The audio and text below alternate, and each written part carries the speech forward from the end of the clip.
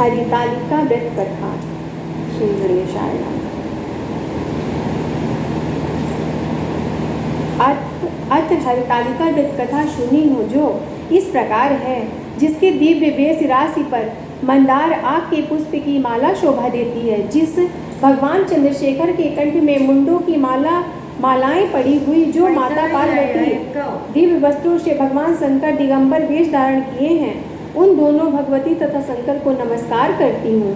कैलाश पर्वत के शिखर पर माता पार्वती ने महादेव से पूछा, हे महेश्वर, अब हमसे आप गुप्त से गुप्त वार्ता कहिए, जो सबके लिए सब धर्मों से सरल हो अथवा महान फल देने वाली हो। हे नाथ, अब आप हमसे भली भांति प्रसन्न होकर आप मेरे सम्मुख प्रकट कीजिए। हे नाथ, आप यदि मन और अंत रहित हैं, आपकी माया का कोई पार नहीं है, अब हम आपको किस प्रकार से प्राप्त करें और कौन कौन से दान पुण्य फल से आप हमें वर रूप में मिले। तब महादेव जी बोले, हे देवी सुनो, मैं उस व्रत को कहता हूँ जो परम गुप्त है, मेरा सर्वस्व है। जैसे तारा गणों में चंद्रमा, ग्रहों में सूर्य, वर्णों में ब्राह्मण और देवताओं में गंगा, पुराणों में महाभारत, वेदों में शाम, इंद्रियों में मन श्रेष्ठ है, वैसे पुराण वेद में इसका वर्णन आया है, जिसके प्रभाव से तुमको मेरा आसन प्राप्त हुआ है। हे प्रिय, यही मैं तुमसे वर्णन करता हूँ। अब सुनो, भादव मास के शुक्ल पक्ष को हस्त नक्षत्र तृतीया तीज के दिन को इस व्रत का अनुष्ठान करने से सब पापों का नाश हो जाता है। हे देवी सुनो, तुमने पहले हिमालय पर्वत पर इस व्रत को किया था, जो सुनाता हूँ। पार्वती जी बोली, हे प्रभु, इस व्रत को मैंने किस लिए किया था, वह सुनने की इच्छा है, सो कहिए। शंकर जी बोले, आर्यवर्त में हिमाचल नामक एक पर्वत है, जहाँ अनेक प्रकार की भूमि अनेक प्रकार के वृक्षों से सुशोभित है, जिन पर अनेक प्रकार के पक्षीगण रहते हैं, अनेक प्रकार के मृग आदि जहाँ विचरण करते हैं, जहाँ देवता गंधर्व सहित किन्नर आदि सिद्ध जन रहते हैं। गंधर्व गण प्रसन्नता पूर्वक गान करते हैं। पहाड़ों के शिखर कंचन मणि वैद्यव्य आदि से सुशोभित रहते हैं। वह गिरिराज आकाश को अपना मित्र जानकर अपने शिखर रूपी हाथ से छूता रहता है, जो सदैव बर्फ से ढका हुआ गंगा जी के कल ध्वनि से शब्दमान रहते हैं। हे गिरिजे, तुमने बाल्यकाल में इसी स्थान पर तप किया था। 12 साल नीचे को मुख करके धूमपान किया, तब फिर 64 वर्ष तुमने बेल के पत्ते भोजन करके ही तप किया। माघ के महीने में जल में रहकर तथा बैसाख में अग्नि में प्रवेश करके तप किया। श्रावण के महीने में बाहर खुले निवास कर अन्न जल त्याग तप करती रही। तुम्हारे कष्ट को देख तुम्हारे पिता को चिंता हुई। वे चिंता दूर होकर सोचने लगे कि मैं इस कन्या को किसके साथ वरण करूं। तब इस अवसर पर देव योग से ब्रह्मा जी के पुत्र देवर्षि नारद जी वहां आए। देवर्षि नारद जी ने तुमको शैलपुत्री को देखा, जो तुम्हारे पिता हिमांचल ने देवर्षि को आज पद्म आसन देकर सम्मान सहित बिठाया और कहा, हे मुनिवर, आज आपने यहाँ तक आने का कष्ट किया। आज मेरा अहोभाग्य है कि आपका शुभागमन यहाँ पर हुआ। कहिए क्या आज्ञा है। तब नारद जी बोले, हे गिरिराज, मैं विष्णु का भेजा हुआ आया हूँ, तुम मेरी बात सुनो। आप अपनी लड़की को उत्तम वरदान करें। ब्रह्मा, इंद्र, शिव आदि देवताओं में विष्णु के समान कोई नहीं है, इसलिए तुम मेरे मत से अपनी पुत्री का दान विष्णु भगवान को दें। हिमांचल बोले, यदि भगवान वासुदेव स्वयं ही पुत्री को ग्रहण करना चाहते हैं, तो फिर इसी कार्य के लिए ही आपका आगमन हुआ है, तो यह मेरे गौरव की बात है, मैं अवश्य उनको ही दूंगा। हिमांचल की यह कथा सुनते ही देवर्षि नारद जी आकाश में अंतर्ध्यान हो गए। शंख, चक्र, गदा, पद्म तथा पीताम्बरधारी विष्णु के पास जा पहुँचे। नारद जी ने हाथ जोड़कर विष्णु जी से कहा, हे प्रभु, आपका विवाह का निश्चय हो गया है। यहाँ हिमांचल ने प्रसन्नता पूर्वक कहा, हे पुत्री, मैंने तुमको गरुड़ ध्वज भगवान विष्णु को अर्पण कर दिया। पिता के वाक्यों को सुनते ही पार्वती जी ने अपनी सहेली के घर गई और पृथ्वी पर गिरकर अत्यंत दुखित होकर विलाप करने लगी। उनको विलाप करते हुए देख सखी बोली, हे देवी, तुम किस कारण से दुख पाती हो, मुझे बताओ, मैं अवश्य तुम्हारी इच्छा पूर्ण करूंगी।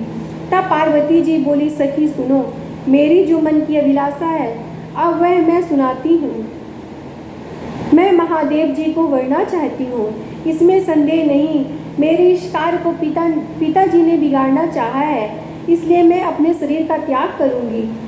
तब पार्वती जी के इन वचनों को सुनकर शक्ति ने कहा, हे देवी, जिस वन को पिताजी ने ना देखा और तुम वहीं चली जाओ। तब हे देवी पार्वती जी, तुम उस अपनी सखी का यह वचन सुनकर ऐसे वन को चली गई। पिता हिमांचल तुमको घर पर ढूंढने लगे और सोचा कि मेरी पुत्र या तो कोई देव दानव या किन्नर हरण कर ले गया। जो सोचो कि मेरी पुत्री को तो या तो कोई देव दानव या किन्नर हरण कर ले गया। मैंने नारद जी को यह वचन दिया था कि मैं अपनी पुत्री को गरुड़ ध्वज भगवान के साथ वरण करूंगा। हाय, अब यह किस तरह पूरा होगा, यह सोच कर बहुत चिंतातुर हो मूर्छित हो गए। तब सब लोग हाहाकार करते हुए दौड़ते आए और मूर्छा नष्ट होने पर गिरिराज से बोले, हमें अपनी मूर्छा का कारण बताओ। हिमांचल बोले, मेरे दुख का कारण यह है कि मेरी रत्न रूपी कन्या का कोई हरण कर ले गया है, या सर्प डस गया अथवा किसी सिंह का व्यास से मार डाला। ना जाने वह कहाँ चली गई, या उसे किसी राक्षस ने मार डाला। इस प्रकार कहकर गिरिराज दुखित होकर इस तरह कांपने लगे जैसे तीव्र वायु चलने पर कोई वृक्ष कांपता है। तत्पश्चात हे पार्वती जी, तुमने गिरिराज शगलियों से घने जंगल में ढूंढने निकले। सिंह, व्याध आदि हिंसक जंतुओं के कारण तब महाभयानक प्रतीत होता था। तुम भी सखी के साथ जंगल में घूमती हुई भयानक जंगल में एक नदी के तट पर एक गुफा में पहुंची। उस गुफा में तुम अपनी सखी के साथ प्रवेश कर गई, जहाँ तुमने अन्न दान का त्याग करके बालू का लिंग बनाकर मेरी आराधना करती रही। उसी स्थान पर भाद्र मास की हस्त नक्षत्र युक्त तृतीया के दिन तुमने मेरा विधि विधान से पूजन किया। तब रात्रि को मेरा आज़र डोलने लगा और उस स्थान पर मैं आ गया जहाँ तुम और तुम्हारी सखी दोनों थी। मैंने आकर तुमसे कहा, मैं तुमसे प्रसन्न हूँ, तुम मुझसे वरदान मांगो। तब तुमने कहा, हे देव, यदि आप प्रसन्न हैं तो आप महादेव हैं जो मेरे पति हूँ। मैं तथास्तु ऐसा ही होकर कहकर कैलाश पर्वत को चला गया। तुमने प्रभात होते ही उस बालू की प्रतिमा को नदी में विसर्जित कर दिया। हे शुभे, तुमने वहाँ अपनी सखी सहित व्रत का पारायण किया। इतने में हिमवान भी तुम्हें ढूंढते हुए उसी वन में आ पहुँचे। वह चारों ओर तुम्हें न देखकर मूर्छित होकर जमीन पर गिर पड़े। उस समय नदी के तट पर दो कन्याओं को देखा तो वे तुम्हारे पास आ गए, तुम्हें हृदय से लगाकर रोने लगे और बोले कि तुम इस सिंह व्यायाद युक्त घने जंगल में क्यों चली आई। पार्वती जी बोली, तुमने कहा, हे पिता सुनिए, मैं पहले ही अपना शरीर शंकर जी को अर्पित कर दिया है, किंतु आपने इसके विपरीत कार्य किया, इसलिए मैं वन को चली आई। ऐसा सुनकर हिमवान ने फिर तुमसे कहा कि मैं तुम्हारी इच्छा के विरुद्ध यह कार्य नहीं करूँगा। तब वे तुमको लेकर घर आया और तुम्हारा विवाह हमारे साथ कर दिया। हे प्रिय, उसी व्रत के प्रभाव से तुमको यह मेरा अर्धासन प्राप्त हुआ। इस व्रत राज को मैंने अभी तक किसी सम्मुख वर्णन नहीं किया। हे देवी, अब मैं तुमको बताता हूँ, सो मन लगाकर सुनो। इस व्रत का नाम व्रतराज क्यों पड़ा? तुमको सखी हरण करके ले गई थी, इसलिए इस व्रत का नाम हरितालिका पड़ा। पार्वती जी बोली, हे स्वामी, आपने इस व्रतराज का नाम तो बताया, किंतु मुझे इसकी विधि एवं फल भी बताएं। इसके करने से किस फल की प्राप्ति होती है? तब शंकर जी बोले कि स्त्री जाति के अत्युम व्रत की विधि सुनिए। सौभाग्य की इच्छा रखने वाली स्त्री इस व्रत को विधि पूर्वक करे। उसमें केले के खम्भों के मंडप बनाकर बंदर वालों से सुशोभित करे। उसमें विविध रंगों से रेशमी वस्त्र की चांदनी तान देवे। फिर चंदन आदि सुगंधित द्रव्यों से लेपन करके स्त्रियां एकत्र हो शंख वेद की मृदंग बजावे। विधि पूर्वक मंगलाचार गीत वाद्य करके गौरव शंकर स्वर्ण निर्मित प्रतिमा को स्थापित करें। फिर शिवजी व पार्वती जी का गंध धूप दीप पुष्प आदि से विधि सहित पूजन कर अनेक प्रकार की नैवेद्य मिठाइयों का भोग लगा दे और रात्रि को जागरण करे। नारियल, सुपारी, जवारी, नींबू, लौंग, अनार, नारंगी फलों का एकत्रित कर धूप दीप आदि मंत्रों द्वारा पूजन करे। फिर मंत्रों उच्चारण करे शिवाय से लेकर उमयास तक के मंत्रों में प्रार्थना कर। अर्ध प्रार्थना मंत्रार्ध हैं। कल्याण स्वरूप शिव हैं, मंगल रूप महेश्वरा। हे शिवे, आप हमेशा कामनाओं को देने वाली देवी कल्याण रूपी तुमको नमस्कार करती हूँ। कल्याण स्वरूप माता पार्वती जी, हम आपको नमस्कार करते हैं और श्री शंकर जी को सदैव नमस्कार करते हैं। ब्रह्मा पापिणी जगत का पालन करने वाली माता जी, आपको नमस्कार करती हूँ। हे सिंहवाहिनी, संसारिक भय से व्याकुल हूँ। हे सिंहवाहिनी, सांसारिक भय से व्याकुल हूँ, मेरी रक्षा करें। हे महेश्वरी, मैंने इसी अभिलाषा से आपका पूजन किया। हे पार्वती माता, आप हमारे ऊपर प्रसन्न होकर मुझे और सौभाग्य प्रदान कीजिए। इस प्रकार मंत्रों द्वारा उमा सहित शंकर जी का पूजन करें तथा विधि विधान सहित कथा सुनकर गौ वस्त्र तथा आभूषण ब्राह्मणों को दान करें। इस प्रकार से पति तथा पत्नी दोनों को एकाग्रचित होकर पूजन करें।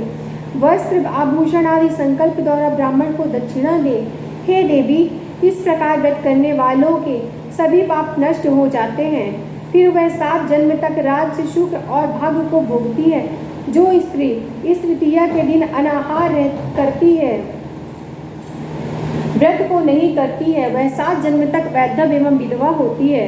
जो स्त्री इस व्रत को नहीं करती, वह धन और पुत्र के शोक से अधिक दुख को भोगती है तथा घोर नरक में रहकर कष्ट पाती है।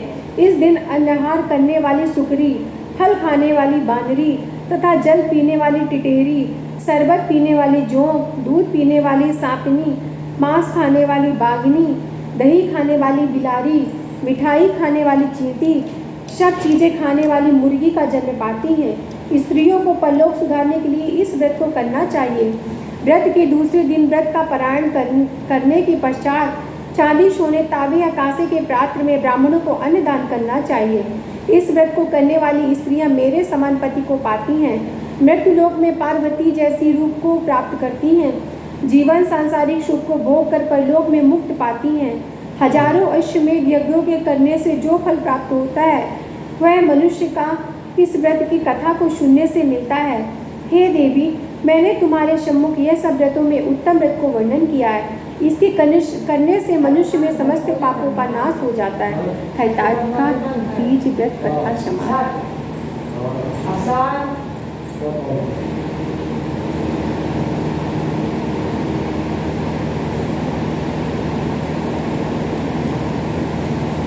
मम्मी हवन पे आ गई।